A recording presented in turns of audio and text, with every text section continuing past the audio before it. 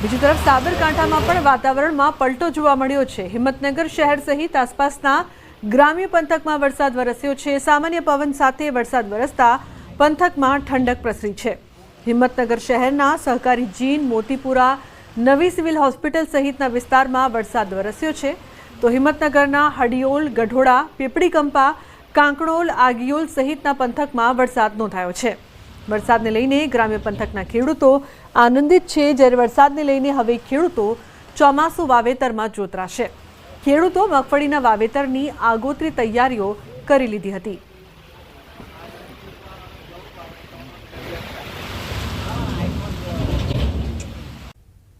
તો સુરત ગ્રામ્યમાં વહેલી સવારથી જ વરસાદી માહોલ જોવા મળી રહ્યો છે। ઉમરપાડા, ઓલપાડ સહિતના ગામોમાં વરસાદ વરસી રહ્યો છે। સુરતના ચેરાપુંજી ગણાતા ઉમરપાડામાં મેઘો મહેરબાન થયો છે। અનેક જળાશયોમાં નવા નીર આવવાની શરૂઆત થઈ છે। તો વાવણી લાયક વરસાદથી ધરતીપુત્રોમાં ખુશી। 2.25 ઇંચ વરસાદ વરસ્યો છે। સુરત જિલ્લાના ઓલપાડ તાલુકાના કુત્સદ કીમ વિસ્તારમાં વરસાદ વરસી રહ્યો છે। વરસાદ પડતા ખેડૂતોમાં ખુશીનો માહોલ જોવા મળી રહ્યો છે। ધરતીપુત્રો ડાંગરના ધરુની કામગીરીમાં જોતરાયા છે। તો વરસાદ પડતા વાતાવરણમાં ઠંડક પ્રસરી છે। 2 દિવસના ઉકળાટ બાદ મેઘરાજાએ બોલાવી છે ધડબડાટી। 0.39% વરસાદ થતા વાતાવરણમાં ઠંડક પ્રસરી છે। ઉકળાટ બાદ વરસાદ વરસતા રહીશોમાં રાહત। વરસાદના કારણે ખેડૂતોમાં પણ ખુશીનો માહોલ। અમદાવાદના શાહપુરમાં ધીમી ધારે વરસાદ। અચાનક વરસાદ વરસતા શહેરીજનોમાં ચિંતા જોવા મળી રહી છે। ભયજનક મકાન તોડવાના સ્થળ પર વરસ્યો છે વરસાદ। શાહપુરમાં વરસાદ વરસતા રોડ બ્લોક કરવામાં આવ્યો છે। ઉકળાટ બાદ વરસાદથી વાતાવરણમાં ઠંડક પ્રસરી છે। અમદાવાદ શહેરમાં વધુ એકવાર વરસાદી વાતાવરણ સર્જાયું છે। અમદાવાદના શાહપુર દરવાજા પાસે અત્યારે છીએ અને શાહપુર દરવાજાના આપ વિઝ્યુઅલ જોઈ રહ્યા છો કે જ્યાં વરસાદી વાતાવરણ વચ્ચે ખાસ કરીને વાતાવરણમાં ઠંડક તો પ્રસરી ગઈ છે। બફારા વચ્ચે અમદાવાદ શહેરમાં વરસાદી વાતાવરણ વચ્ચે અહીં તમામ લોકો પસાર થઈ રહ્યા છે। સૌથી મહત્વની વાત છે કે નીચાણવાળા વિસ્તારની અંદર જ્યારે પાણી ભરાઈ જવાની સમસ્યાઓ આવે છે ત્યારે આ પ્રકારનો વરસાદ છે જો સતત વરસે તો અમદાવાદ શહેરની અંદર પાણી ભરાઈ જવાની જે સમસ્યા છે તે સર્જાય છે। હાલ પરિસ્થિતિ એવી છે કે શાહપુર દરવાજા વિસ્તારમાં છીએ જ્યાં એક તરફ કામ ચાલી રહ્યું છે, ખોદકામ પણ ઘણા બધા જગ્યા ઉપર થયેલું છે। ત્યારે આ પરિસ્થિતિની અંદર શહેરમાં કોઈ પણ સમસ્યા ન સર્જાય તે કામ અમદાવાદ મહાનગરપાલિકાએ જોવાનું રહ્યું। પરંતુ હાલ તો જે પ્રકારે અમદાવાદ શહેરના જે વાતાવરણમાં ઠંડક પ્રસરી ગઈ છે ને તેને કારણે શહેરની અંદર શહેરીજનો ખુશહાલ જોવા મળી રહ્યા છે। કેમેરા પર્સન શૈનિક મહેતા સાથે દીપિકા કુમાર, ન્યૂઝ 18 ગુજરાતી, અમદાવાદ।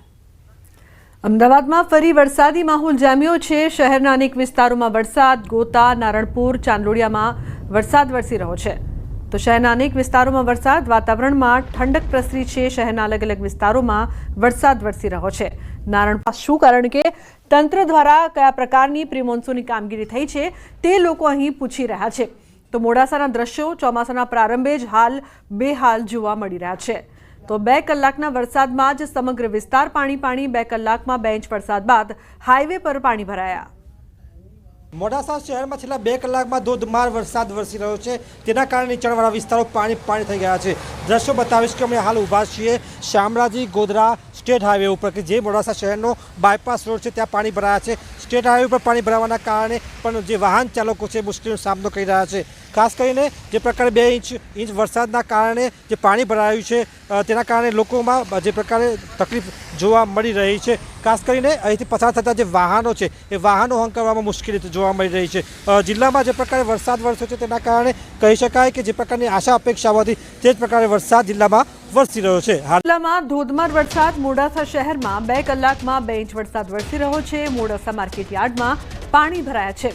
મોડાસા 4 રસ્તા પર વરસાદી પાણી ભરાયા છે। તો દ્વારકાપુરી સોસાયટી આગળ પાણી ભરાયા છે। વાહનો ફસાયા છે। સાકરિયા, આનંદપુરા, કંપા, ગોરીટીંબામાં વરસાદ વરસી રહ્યો છે।